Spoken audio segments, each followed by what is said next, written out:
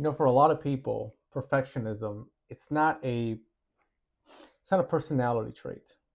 It's a survival strategy. And if you felt this in your life, if you think to yourself, I'm a perfectionist. I want to reach this certain place. I want to have certain things done in a certain way. Ask yourself, is it a personality trait or is it a survival strategy? My name is Dr. Santos. I'm a licensed counselor. When I sit down with individuals and we look at this topic of perfectionism, we often lean more into a survival strategy.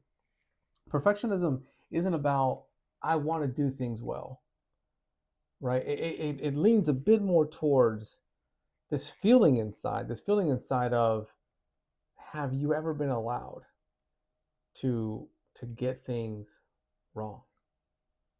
To have a space of, it's okay to make mistakes, right? We all do it, right? Not growing in a microsystem, in a space where that has taken place.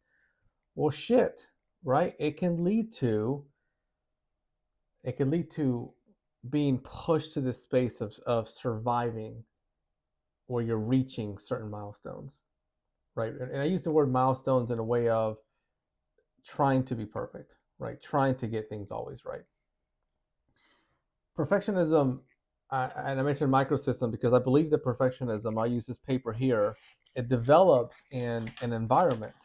So what I mean by that is, if here's you, right, and you are this circle I'm drawing here, we put a big old circle around you, and everything happening in there, right? All of these little things happening out in here, they all affect you inside there. So when we look at perfectionism, it develops in an environment where in that space, if I was that circle, I didn't feel safe. If you were in that circle, perhaps you didn't feel safe. Maybe because if we go back to this paper and we go, well, what's happening? What are all these things out here that are impacting me?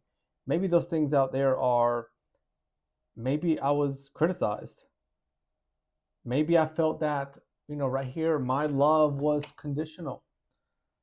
Maybe I learned really early that being quiet, being successful, being good, being blank, it led to keeping me protected. So I learned to survive in that, a survival strategy, right? You see the connection. So then what happens, right? What happens is the mind and the body, they're pretty savvy. So bam, just like that, the nervous system adapts.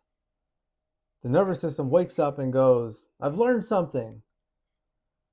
If I do everything the way it should be done, perfect, right, the way that my microsystem, this environment that's fostered this says I should do it, I won't get hurt. I'll be okay. And then that, right, that impacts, that influences the nervous system. And the way that we show up, right, is a representation of that. For some, perfectionism shows up in everyday situations. And it's not always what we may see in like a movie, right, where you have someone and they're getting all the good grades, straight A's, or they've got their organizer and it's color coded with labels and everything. It may not be like that. It could be overthinking up here where no one else sees it, overthinking everything that you think and you say, and you do. You get a text message, you overthink it. It could be being so critical on yourself, so hard on yourself, extremely hard on yourself. It could be that you just stay up at night and you're procrastinating and you're thinking, because I am procrastinating, I am thinking because I'm afraid to even start this process. My body feels anxious. And it could be this anxiety that you feel here all the way in your stomach, and you feel it and you go, what am I feeling? Well, maybe what I'm feeling is because I don't feel good enough. Right? So those are different ways of what perfectionism looks like. Perfectionism, interesting enough, it rarely leads to a person saying, I feel at peace. Right? I feel at peace. Rarely does it lead to that. What it leads to is busy, busy, busy, busy, busy, busy. right? You were always on that hamster wheel, going, going, going, trying to reach something, trying to reach, right, that influence that your nervous system has on seeking some sort of stability. So as I mentioned before, nervous system, the connection here that we look at is perfectionism. It's rooted deep in there, right?